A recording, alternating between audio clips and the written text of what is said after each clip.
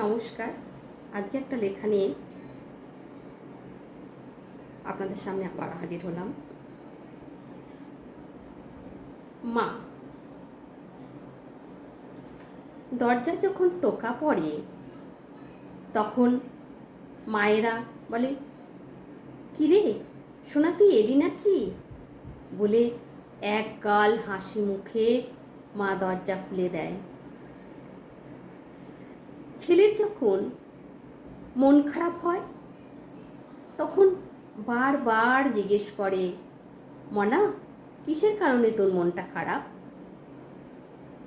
ছেলে যখন বিছনার মধ্যে শুয়ে ছটফট করে, কিছুতেই তার ঘুম আসতে চায় না, তখন মা গিয়ে পাশে তার চুড়িতে বেলি কেটে কেটে বলে, খোকা,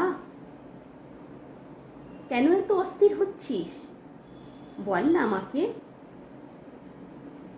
যদি বা খোকা নাও বলতে পারে, তখন মা তাকে বলে,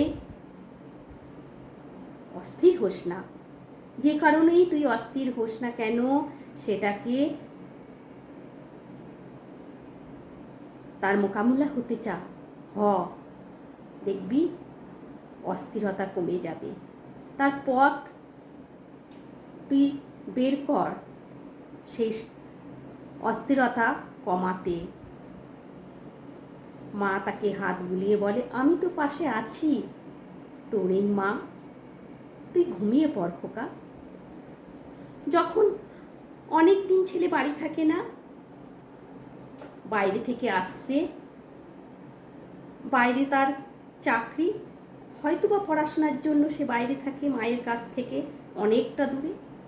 যখন সে আসে তখন তার মা বলে, খোকা, তোর জন্য সব তোর পছন্দের খাবার আমি করে রেখেছি, তুই কি কি খাবি আমাকে বল বাবা, আমি সেগুলোও করে রাখবো। এতদিন পরে তুই এসেছিস, দেখ তো কেমন রোগা হয়ে গেছিস, নিশ্চয়ই তুই খাওয়া দাওয়া করিস না ঠিক মতন, শরীরের একটু যত্ন করিসনি বাবা। আজকে তোর মনের মতন ভালো ভালো রান্না করেছি, দেখ ফ্রায়েড রাইস করেছি, চিলি চিকেন করেছি, আমার সোনা বাবা। এইটাই তো মায়ের বুকটা তার সন্তানকে কাছে পেলে মায়ের বুকটা একদম ভরে যায়, খালি জায়গাটা যেন ভরাট হয়ে যায়। যখন ছেলের মাথার যন্ত্রণায় বিছানায় কাতর হয়ে ছটফট করে, মাও তার অস্থিরতা অনুভব করে, মায়েরও শরীরে সেই অস্থিরতাও শুরু হয়ে যায়। কেন ছেলেটা আমার এরকম মাথার যন্ত্রণায় কষ্ট পাচ্ছে? বাবা, আমি তোর মাথায় হাত বুলিয়ে দিচ্ছি, তুই ঘুমানোর চেষ্টা কর, তুই ওষুধ খা, তুই ডাক্তারখানায় যা, বারবার জিজ্ঞেস করে সেই মাটাই।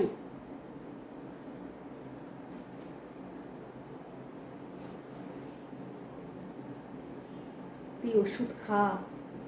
ওষুধটা সামনে দিয়ে গ্লাসটা, জলের গ্লাসটা তার হাতের কাছে ধরিয়ে তাকে খাইয়ে তার মাথার যন্ত্রণা কমিয়ে তবেই মায়ের ছুটি। এটাকেই তো বলে মা, এটাকেই তো বলে গর্ভধারিণী মা। মায়েরা কি চায় বলুন তো তার সন্তানের কাছ থেকে? কিচ্ছু চায় না, শুধু চায় তার সন্তানটা তার একটু খোঁজ খবর নিক, তার সাথে একটু কথা বলুক, তাকে একটু মা বলে ডাকুক, আর কিচ্ছু চাই না, কিচ্ছু চাই না। বিশেষ করে আমাদের এই জেনারেশনে যাদের একটা করে সন্তান, আমাদের তো সেই সন্তানকে নিয়েই পুরো পৃথিবী বলুন না। কিন্তু এই সন্তান আর মায়ের মাঝখানে কোনো প্রাচীর যদি ওঠে, সেই প্রাচীরকে কিন্তু সন্তান কেন ভেঙে দিতে পারে না বলুন তো? সেই মায়ের আর সন্তানের, মা আর ছেলের যে বন্ডিং, সেই বন্ডিংটা মাঝখানে কেউ না কেউ এসে নষ্ট করে দেয়। সেই প্রাচীরটাকে মানে আস্তে আস্তে আস্তে আস্তে তুলে একদম মাথা ছাড়িয়ে দেয়।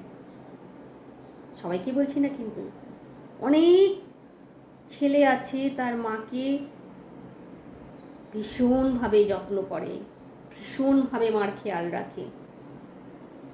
কিছু কিছু কিছু কিছু সন্তানের কথা বলছি, তারা হয়তো এক সময় মায়ের খুব কাছের ছিল, কিন্তু সময় যত যায় তার কাছের মানুষের জন্য তার মাকে পর করে দেয়।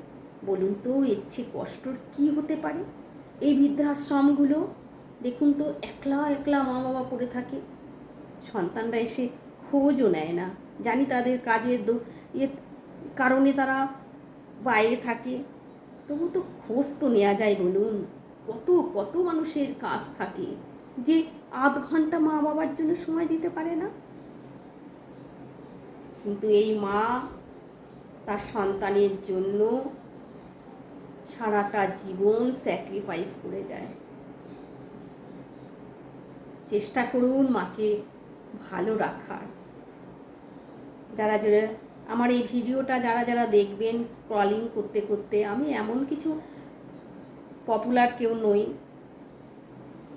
এমন কিছু আমার সাবস্ক্রাইবারও নেই, হাজার হাজার ভিউয়ারও নেই আমার, তবু যে কজন মানুষ দেখেন একটু ভাববেন, মা কিন্তু মায়ের মতন আপন আপনি আর কাউকে পাবেন না।